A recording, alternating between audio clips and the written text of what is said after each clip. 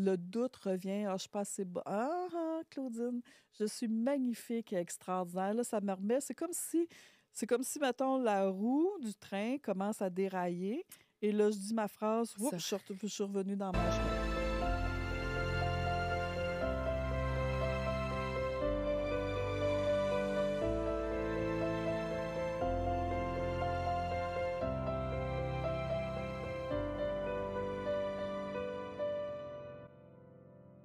Ça part d'ici, là, puis ouf! Tu sais, Ouais. c'est l'envolée à chaque fois. Là, je sais que je suis à la bonne place. Allô, allô, je te souhaite la bienvenue à un autre épisode du podcast Impacter le monde. À chaque fois que je parle à mon invité, je deviens de plus en plus charmée par qui elle est. J'adore sa profondeur, j'adore sa présence, son écoute, son intelligence. Oh oui, tout ça. Et en plus, elle aborde un sujet que j'aime beaucoup aussi avec autant de délicatesse. On parle ici du deuil. Claudine Blier, spécialisée en gestion du deuil et auteure du livre extraordinaire Un pas à la fois sur le chemin de Mathilda. Es-tu prête à impacter le monde? Je suis tellement prête! Qu'est-ce que ça veut dire pour toi, impacter le monde? Impacter le monde, c'est de leur laisser une empreinte et aussi les aider à avoir une direction tellement plus claire sur la voie à emprunter qui leur convient. Et je te regarde déjà avec tes lunettes rouges, tes yeux brillants, Mm. ton sourire doux. Tu abordes un sujet qui est délicat pour certains, qui s'appelle le deuil, mais tu le fais avec une énergie et une lumière extraordinaire. Oui. Qu'est-ce qui t'a amené à parler du deuil? Qu'est-ce qui m'a amené à parler du deuil? Je te dirais, c'est mon propre parcours en lien avec le deuil. Quand j'ai fait ma spécialisation au niveau de la gestion du deuil, on m'a demandé de prendre une situation d'une personne décédée réelle. Et je leur disais, ben moi, ça fait longtemps là, que j'ai pas eu de personne proche de décédée. J'en ai pas de deuil récent, tu sais. Puis mon deuil est fait, vraiment. Puis elle me dit, ben je te conseille de prendre le deuil de quelqu'un. On verra. Fait que j'ai choisi de travailler le deuil de mon père. Et à l'époque, ça faisait 33 ans qu'il était décédé. Et j'étais réellement convaincue que j'avais fait mon deuil. Mais à travers la formation, c'était tout le contraire. Le deuil, je ne l'avais pas fait du tout. Et j'étais prise dans un cercle vicieux de peine, de tristesse, de vide, d'inconfort lié au deuil. Et pour moi, c'était ça ma vie. Mais en faisant tout le parcours sur le deuil et chacun des exercices qui étaient proposés, ça m'a permis de m'outiller et ça m'a surtout permis de redevenir en paix avec la relation que j'avais avec mon père. Et mon père, tu sais, j'ai pas grandi avec lui. Je le voyais à peine 2 fois par année. Il est décédé quand moi j'avais 17 ans. Donc, aucune relation. Et je me sentais comme illégitime de l'appeler papa parce qu'il n'y avait pas de relation. Ouais. Puis à travers la formation, avec tous les exercices, puis tout ce qu'on a fait de retour sur soi en lien avec le deuil, bien, à un certain moment donné, je l'ai appelé papa. Et là, c'était tellement précieux pour moi. Là, je tenais mon cahier de notes, puis c'était comme si je le tenais lui et que je lui donnais un câlin. Et là, il n'était plus question que tu m'enlèves, mon papa. Tu sais, puis cette formation-là m'a amené dans toute la brillance que tu vois aujourd'hui, dans toute la légèreté, dans toute la liberté d'être. Tu sais, j'étais, avant la formation sur le deuil, bien que ça faisait quand même plusieurs années que je me forme à être une meilleure personne, à être Ouais. une meilleure moi, bien, cette formation-là m'a amené à être le feu d'artifice qui éclate en plein ciel. Avant ça, j'étais le dernier bâton de la dernière boîte tout au fond de l'entrepôt.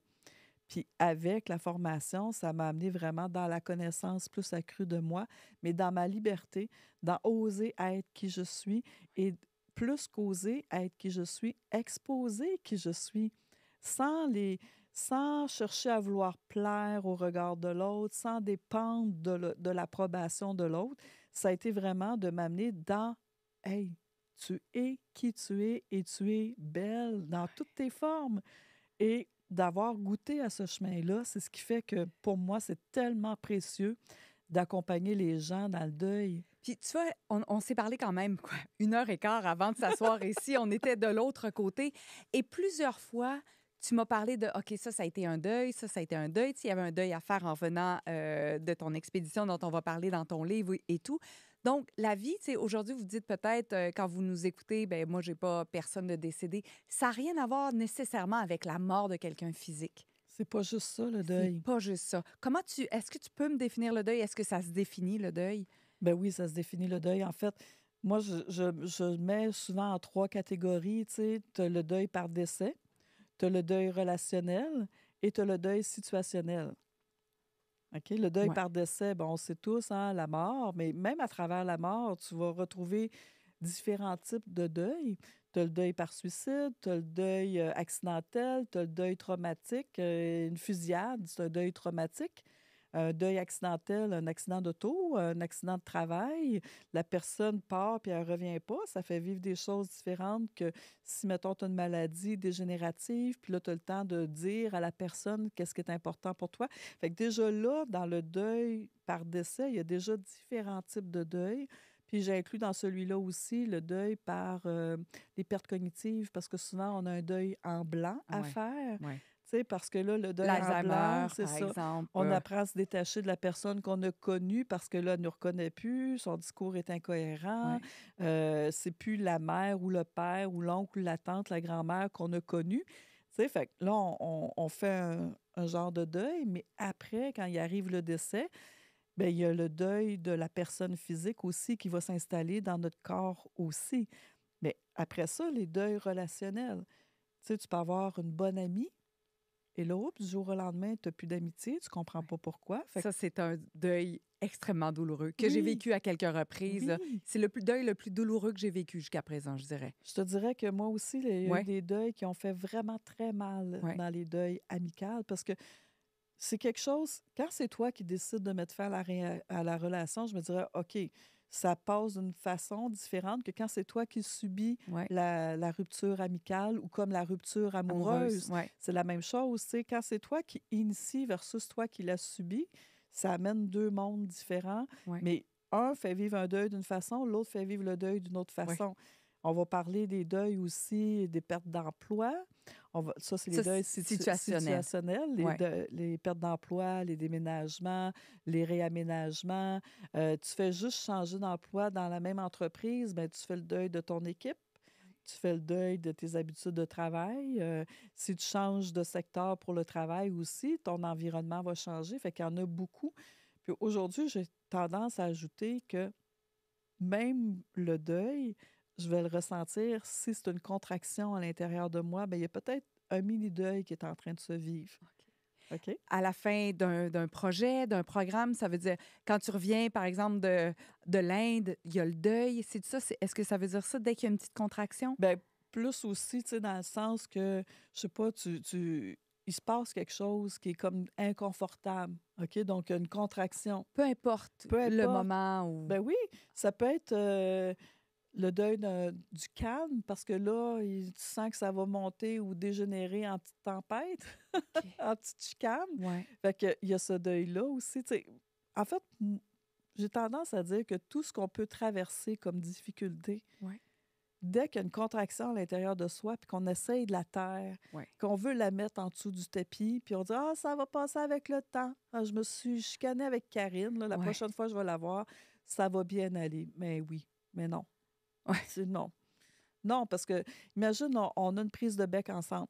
On ne ouais, la résout pas. ouais. La prochaine fois que je te croise, ça se peut que le cœur commence à battre plus fort, que j'ai chaud, puis que là, je bégaye à venir te parler parce que là, ah, d'un coup, que tu t'en souviennes, puis que tu as gardé ça sur le cœur, puis là, je vais interpréter tout plein de signaux, puis ah, Karine est encore fâchée après moi.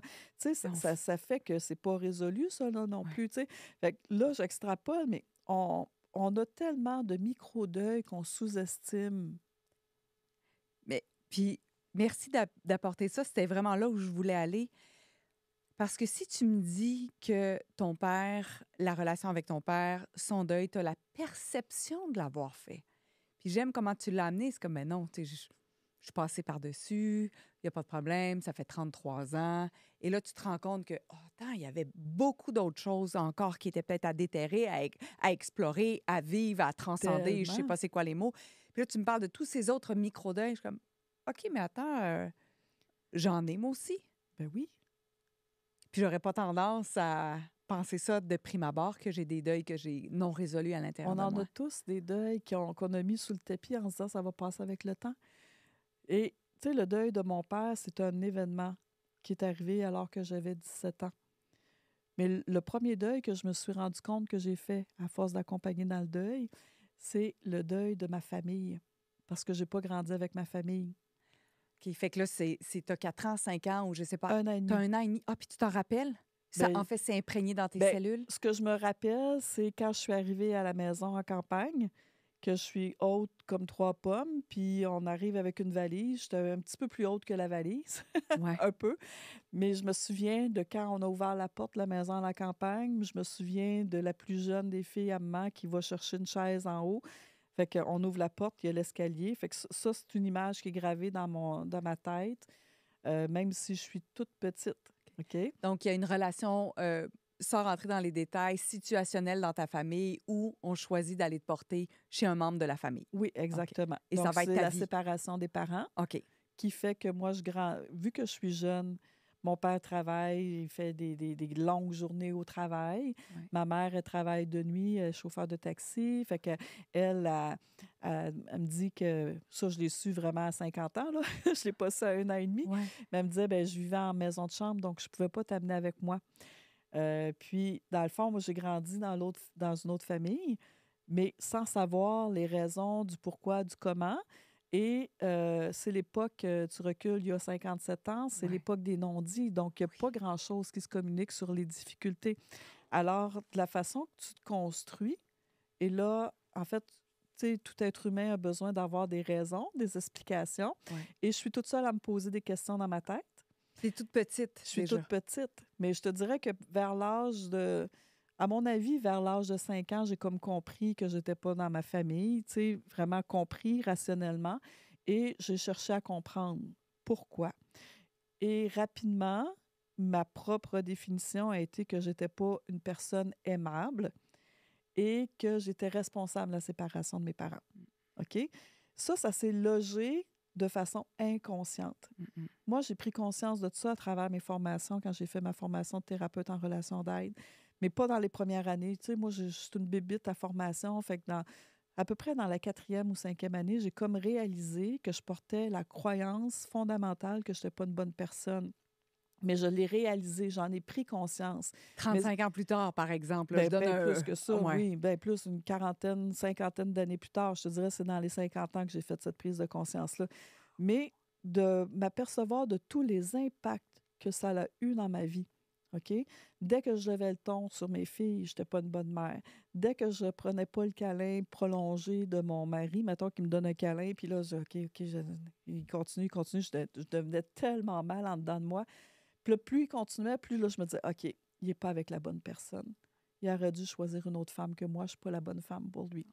OK? Ça pouvait être de même aussi au niveau du travail.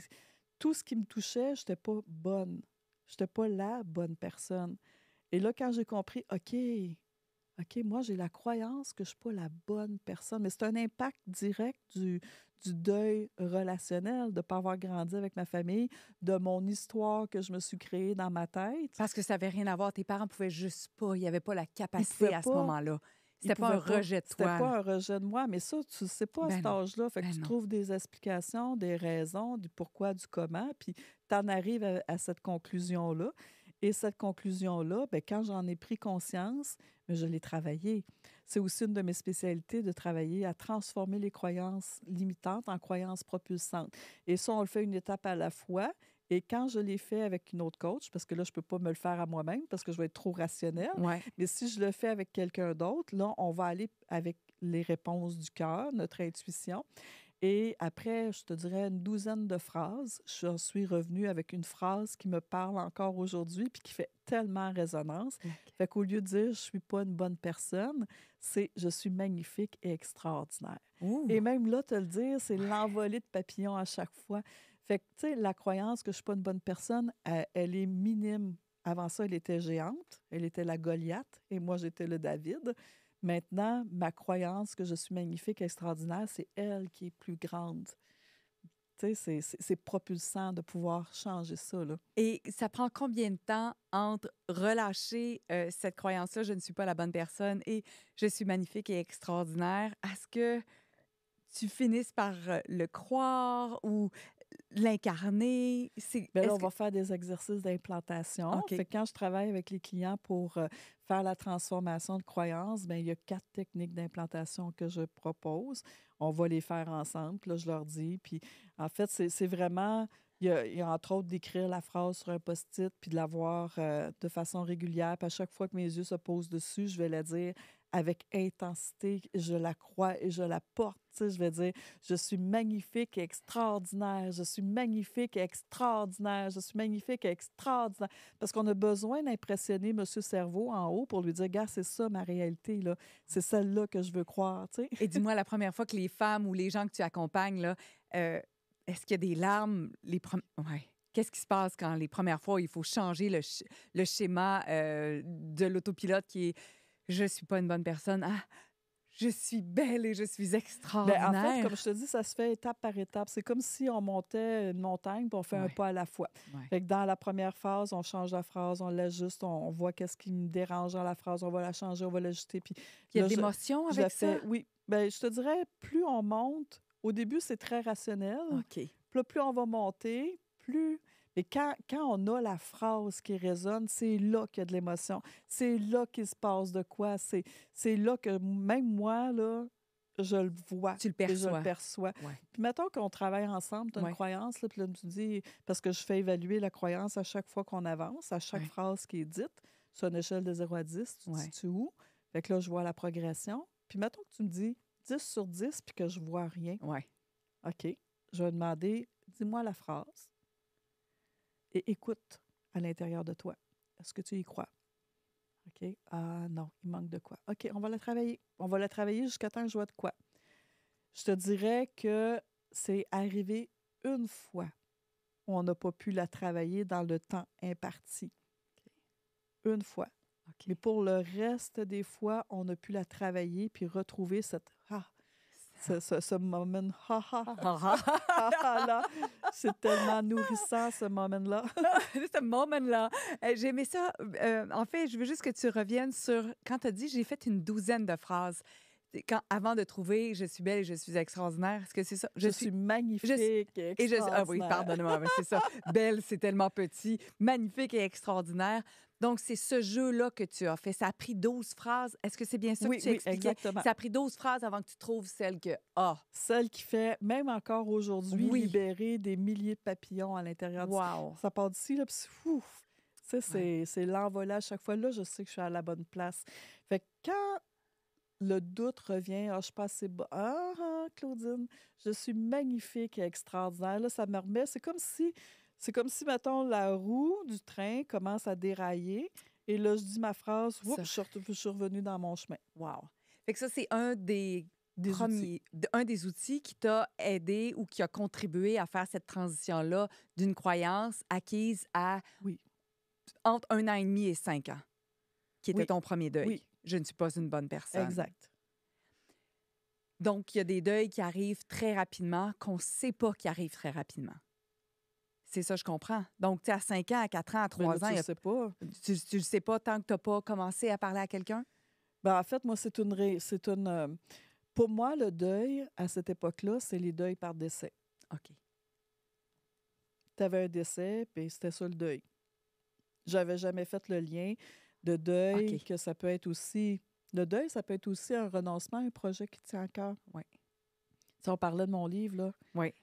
j'ai eu une période de deuil parce que ça ne levait pas, puis c'était pas moi qui avais les deux mains sur le volant, comme on dit, pour mon roman. Puis pour moi, c'était OK, on s'en va vers la fin. Fait que c'était un projet pour moi, excuse-moi, qui était super important, puis que là, je pouvais pas mener à terme à la hauteur de qu'est-ce que je voulais. Oui. Tu sais, fait que j'avais commencé à faire le deuil de ça. C'est un deuil d'un projet. Oui. Imagine les parents qui veulent avoir des enfants puis qui peuvent pas, puis après plusieurs tentatives, bien, à un moment donné, c'est important aussi, là, s'ils veulent retrouver cette liberté-là, de trouver le chemin de faire le deuil.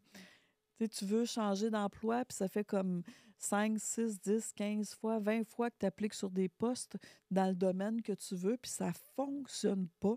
Ouais. Bien, il y a aussi une partie de deuil peut-être qui serait important à faire ou à comprendre pourquoi je suis prise dans ce fonctionnement-là, que ça avance pas, tu sais. Puis tu sais, tu parles des deuils, par exemple, d'un couple qui peut pas avoir d'enfant. C'est comme si ça, pour moi, à mes yeux, là, c'est un deuil qui est quand même assez clair. Tu sais, on le sait, on l'appelle déjà deuil, mais j'aime que tu me parles, du deuil relationnel ou du deuil de projet ou du deuil de cette... euh, pas l'inverse de démission, ce poste-là que tu n'as pas eu, par exemple, ou tu sais, La la promotion. promotion, oui, merci. C'est des deuils qui font mal, mais tu penses pas que ça peut avoir une cicatrice ou ça peut te marquer. C'est ça. Puis même le deuil, un congédiement. Oui. Un congédiement que tu n'as pas vu venir, Oui. Oui, moi, ça c'est vient, d'émotions que ça j'ai. vient, Oui, oui, exactement, les oui, émotions aussi. oui. Tu sais, une démotion, là, ça vient toucher à quoi?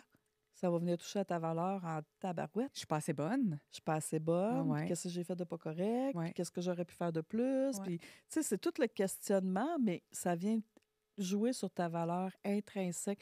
Puis des fois, là, ça prend des années à se remonter de ça. Ouais. Tu sais, je pense, là, en parlant de ça, l'autre deuil qui me vient, c'est ma première relation amoureuse. Oui.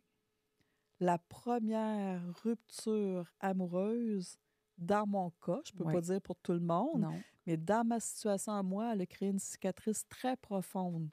Et ça le fait en sorte que j'ai fermé mon cœur.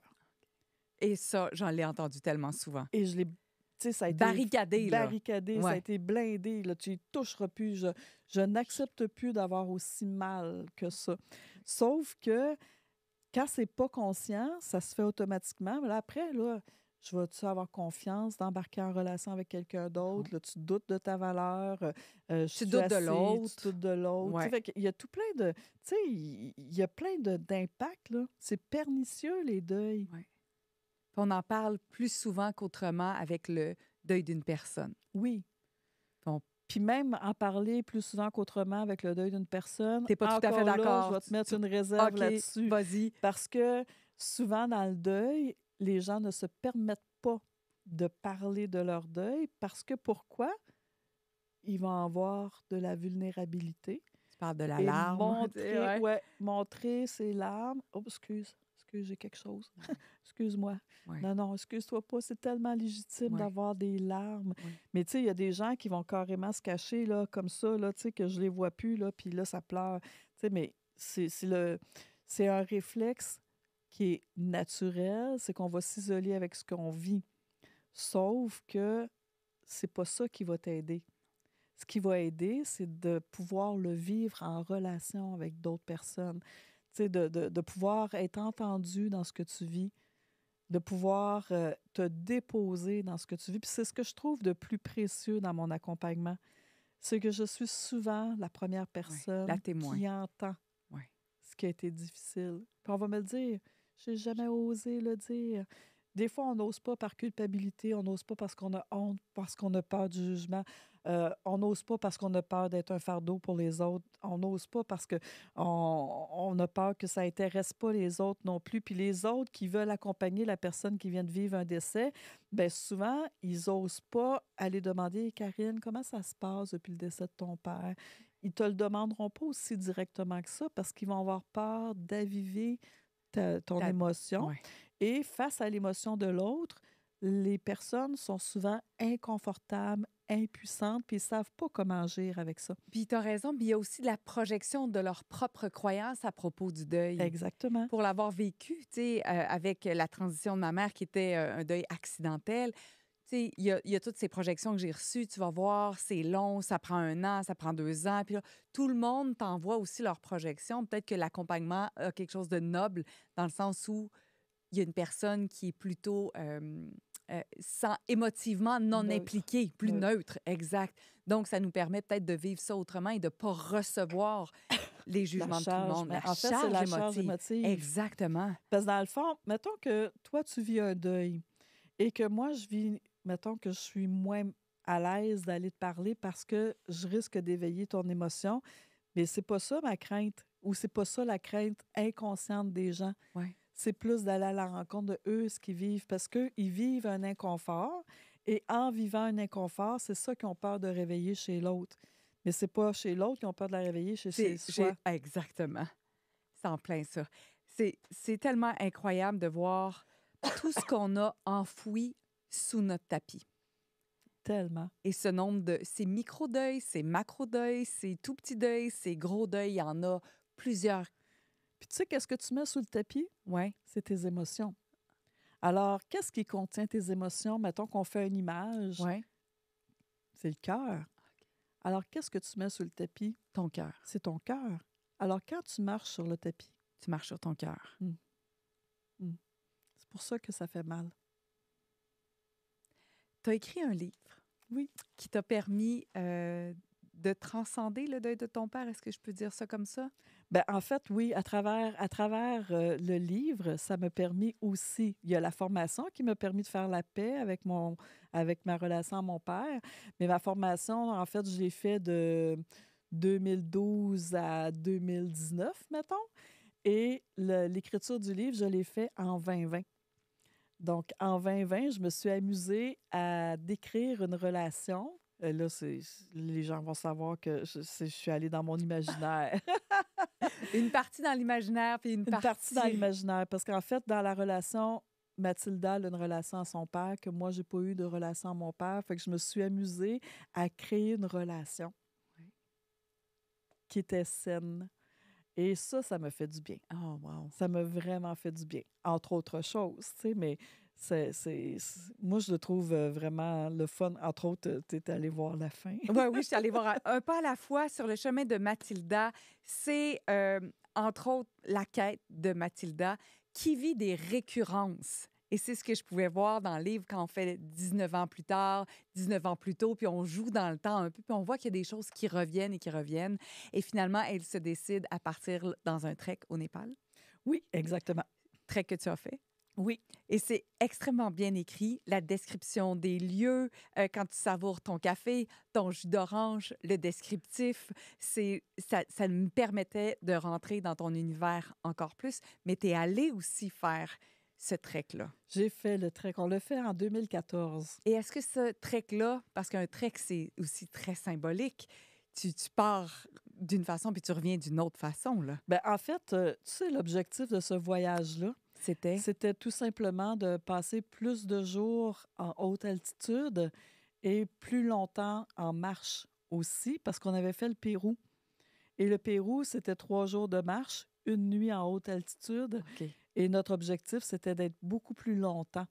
Et c'est ce qui a motivé le voyage au Népal. Moi, je n'allais pas là Il n'y avait pas de voyage Non, initiatique, il n'y avait pas rien de ça. Pas là. du tout, pas du tout. OK. J'allais là tout simplement pour faire un voyage différent.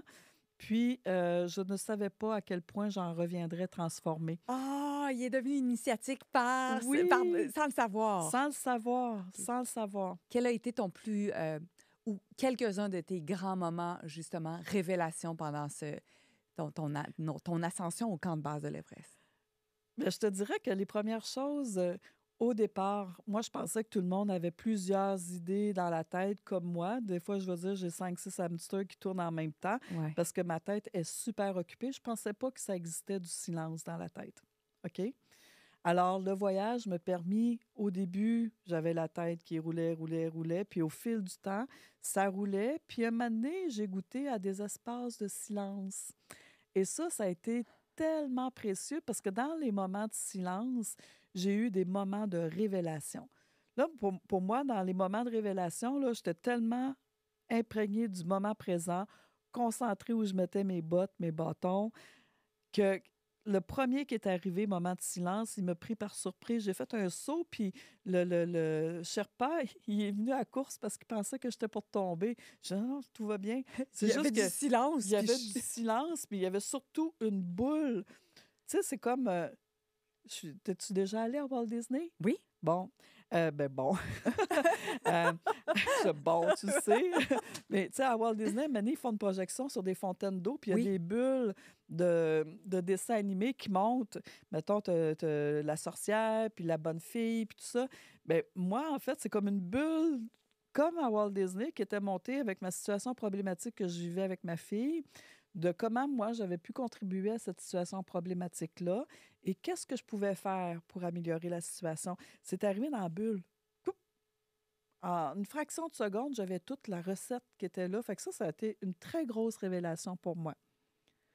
Une autre grosse révélation, Fait qu'il y a le silence il y a eu le qui te prend par silence. surprise. Il y a la bulle avec une révélation. Exactement. Et un moment donné, là, je suis à 5000 mètres d'altitude.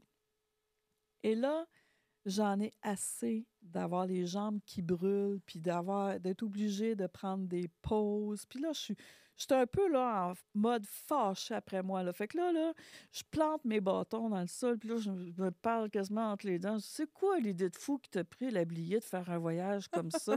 Là, je te plante les bâtons de même, puis là, je lève mes yeux, et là, je vois le décor pittoresque devant moi. Ah! Mais c'est ça ma récompense. Puis là, je viens les. Encore là, ça me donne toutes les frictions, mais je viens les yeux mouillés. Je suis émue, là. Puis là, une grosse vibration qui se passe ici, là. Fait que là, je me ferme les yeux. Puis là, je viens tout simplement en contact. Et en me fermant les yeux, c'est une femme droite, les deux bras de même levés. Puis là, tu sais, j'étais vraiment là, wow. Et à ce moment-là, j'ai comme compris que je devais cesser de me cacher par peur de et que je méritais d'être vue au grand jour. Ça a été ma plus grande révélation. Puis moi, j'appelle ça a été ce moment-là qui a transformé mon regard, mais de l'intérieur. Et j'ai été plusieurs années après mon retour du voyage à chercher comment expliquer cette transformation intérieure. Au début, là, en 2014, quand je disais le mot Népal, tout de suite, j'avais les yeux brillants. Grand, brillant, c'était l'éclat. Mais c'était comme un courant qui passe de l'intérieur qui vient allumer les yeux, comme ça. Tu sais, tu viens d'allumer la lumière, tling! C'était ça. Pou, pou, pou, pou. Puis là, je disais aux filles, quand on faisait des exercices, des pratiques, puis je devais avoir les yeux fermés, puis je parlais du Népal, je disais « Hey, ça marche même quand j'ai les yeux fermés, je me sens les yeux hyper allumés. » Oui. Fait qu'au début, il y avait seulement le Népal qui pouvait allumer mes yeux de cette façon-là. Puis là, avec le temps, à force d'accompagner, me spécialiser, faire mes coachings, prendre la parole en public, faire mes formations et tout ça, je m'aperçois, hey, j'en ai beaucoup d'affaires qui m'allument les yeux maintenant. Fait que, tu sais, ce que j'ai compris, c'est que c'est dans cette partie où je suis totalement fière, accomplie, heureuse d'être qui je suis, c'est ça qui fait que mon dynamo allume mes yeux. Tu as parlé d'une image aussi intéressante qui aurait pu être la couverture de ton livre « Un pas à la fois sur le chemin de Mathilda », c'était la spirale. Oui.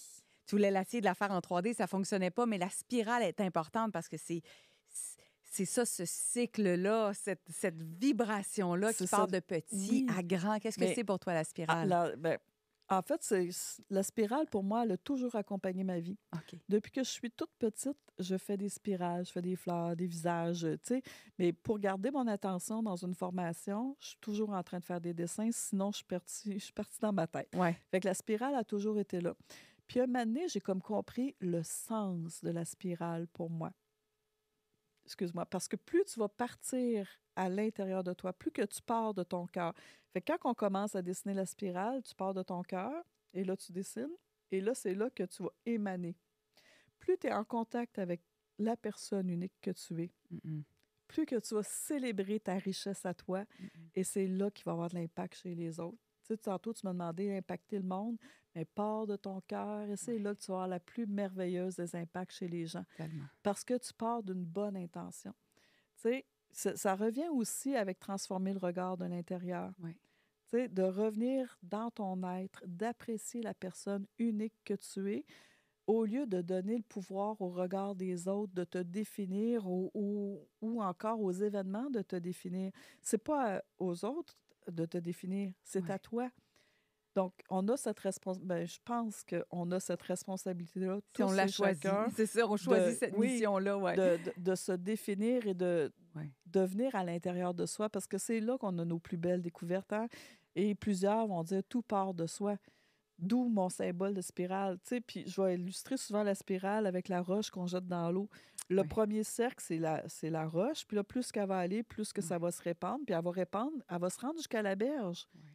Donc, on a-tu avantage à partir de notre cœur? Tellement. Puis on parlait aussi du point de mire. Tu sais, tout à l'heure, on échangeait sur nos regards, nos lunettes ou peu Oui, importe les troubles oculaires. Puis tu disais que tu faisais un exercice avec les gens. Puis je trouve que c'est une image extraordinaire quand on prend une feuille blanche puis on met un point noir. Tu veux continuer là-dessus? Quand tu oui, offres aux gens de dire qu'est-ce que tu oui, vois? parce que des fois, les gens que j'accompagne, ils peuvent être pris dans une problématique, puis ils vont revenir dans cette problématique-là, puis ça, je vois qu'ils restent pris. Fait que souvent, je vais prendre une feuille blanche, je fais le point et je vais le montrer. Qu'est-ce que tu vois sur la feuille? Fait qu'on Mm-mm. dit, je vois un point noir. OK. Alors, je vais te demander juste de changer ton regard juste à côté. Qu'est-ce que tu vois? Ils vont me dire, je vois du blanc.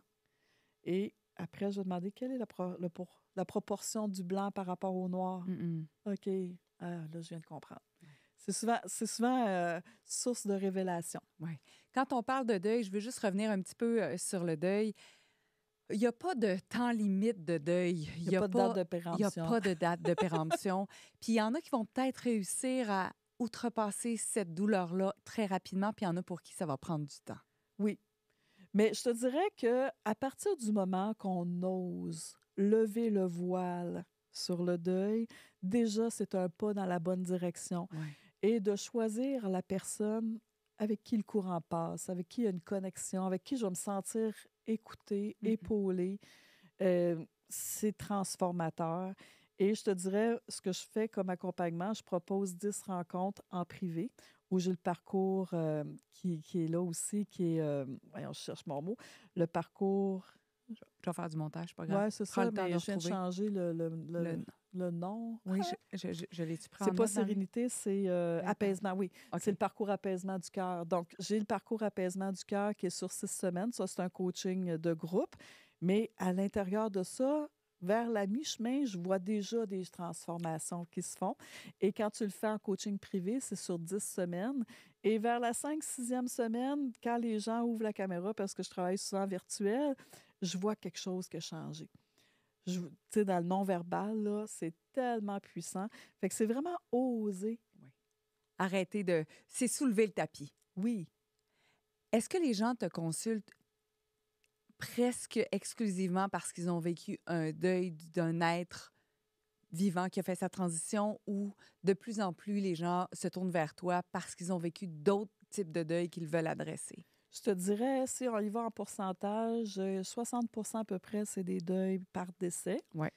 J'ai des deuils animaliers aussi Oui. et j'ai des deuils situationnels et relationnels.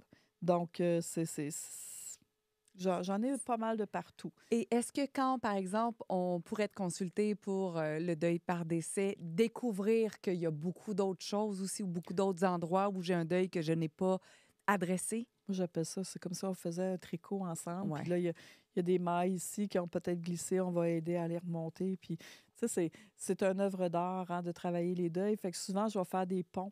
Entre autres, je travaillais un deuil animalier avec quelqu'un, puis elle me disait ah, je comprends pas pourquoi je suis autant affectée par le deuil animalier. Puis on avait travaillé quelques rencontres ensemble, puis un moment donné, je me suis permis de lui poser des questions. C'est ce que j'aime de mon travail aussi Ouais. de coach, c'est de poser des questions. Je disais est-ce que je peux te poser une question? Fait qu'elle me dit oui. J'ai dit j'aimerais ça que tu me parles de ton premier deuil que tu as vécu. Ah, elle était là à la clé. Ah, Elle était là à la clé. ça n'avait rien à voir avec un Fait animal. que, non, non. Son histoire était semblable à la mienne. Grandi dans une autre famille, retourné avec sa mère, mais quand la maman d'adoption est décédée, ça a laissé un gros, gros vide.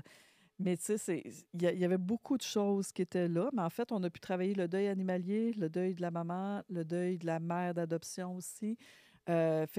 Puis même pendant qu'on travaillait ensemble, il y avait le deuil de sa maman qui était en phase, en fin de vie, là. Ouais. Et elle a pu également être bien préparée au décès de sa mère biologique. Tu sais, fait que ça a été tellement précieux pour elle, là, mais pour tout le monde, en fait, que j'accompagne. Tout le monde en ressort rayonnant de cette expérience-là. Ouais. Puis j'aime quand tu me dis, tu sais, c'est tricoté, c'est un tricot, c'est une œuvre d'art. il y a un deuil qui peut être situationnel, peu importe que ce soit par décès et tout. Il y a eu un élément déclencheur où on va chercher de l'aide, mais l'élément déclencheur, Et souvent plus loin, oui. ouais, c'est la pointe de Tu sais, l'iceberg. je te dis, je me permets de te faire une anecdote. Ouais. J'anime aussi des ateliers. Une année, c'est Premier Noël sans toi, tu sais, puis je le faisais en résidence pour personnes âgées. Et il y a une dame de 92 ans qui me regarde avec ses yeux bleus, noyés de larmes. Elle me dit, Claudine, tu peux-tu m'expliquer pourquoi je pleure aujourd'hui le décès de mon frère jumeau qui est survenu alors que j'avais 5 ans, puis j'en ai pas pleuré de toute ma vie. J'ai Le dit, 92. oui, tout simplement parce que vous êtes permis de vous ouvrir le cœur aujourd'hui. Elle dit, oh, ça fait du bien. Je la vois encore. En te le disant, là, je vois ses yeux là, de la façon qu'elle me le disait. C'est hyper touchant. Puis, tu sais, pour moi, là, tantôt, je te disais, c'est un énorme privilège d'être là à recevoir les confidences des gens et de pouvoir les accompagner. Tu sais, je m'installe à l'intérieur de moi comme si j'étais dans un havre de paix. Puis c'est comme si j'étais assise en plein milieu de mon cœur avec une belle décoration chaude. Et là, que j'ouvre mes bras, je dis, OK, viens te déposer. Viens déposer ton fardeau. Tu vas voir, tu vas marcher le pas beaucoup plus léger par après. C'est pour ça que cette phrase-là fait partie de mes devises, hein, se libérer le cœur pour avoir le pas plus léger. Et ça a été inspiré par la chanson d'Émile Proulx-Cloutier, Le pas léger, le Mm. pas si léger. Merci de parler du deuil avec autant de légèreté. Ça allège honnêtement mon cœur, puis tout. Puis ça me permet aussi de soulever ces endroits où j'ai encore du stock en dessous du tapis. Si jamais vous avez envie et vous désirez un accompagnement tout en douceur, en légèreté, en luminosité pour vivre, transcender votre deuil, toutes les façons de rejoindre Claudine sont dans la description de cet épisode, que ce soit sur YouTube ou encore sur une plateforme audio de votre choix. Claudine, on peut outrepasser tous les deuils. Outrepasser, c'est peut-être pas le bon mot. On peut transcender les deuils. On peut les... Ça serait quoi le mot? Qu'est-ce qu'on fait avec On le peut deuil? vivre nos On deuils peut vivre notre deuil sereinement. sereinement. C'est possible. Merci infiniment Oui. d'avoir été avec moi à Impacter le monde. Merci, merci, merci, Claudine. Merci, Karine, aussi, parce que moi, la brillance que je vois chez toi, elle est hyper contagieuse. Ça me permet de briller aussi. Oh, tellement! Encore plus de ceci. C'est comme ça qu'on va impacter le Ouais, monde. ouais. Alors, si vous avez des commentaires, s'il vous plaît, partagez-nous-les. Si vous pensez à quelqu'un qui est peut-être encore un peu coincé dans son deuil, qui n'ose pas en parler, peut-être que vous pouvez aussi lui partager cet épisode pour voir quelle est la porte que vous pouvez ouvrir vers son prochain pas et vers sa lumière. Merci encore, Claudine. Merci à vous. Je vous dis à tout bientôt et merci d'impacter le monde à votre façon.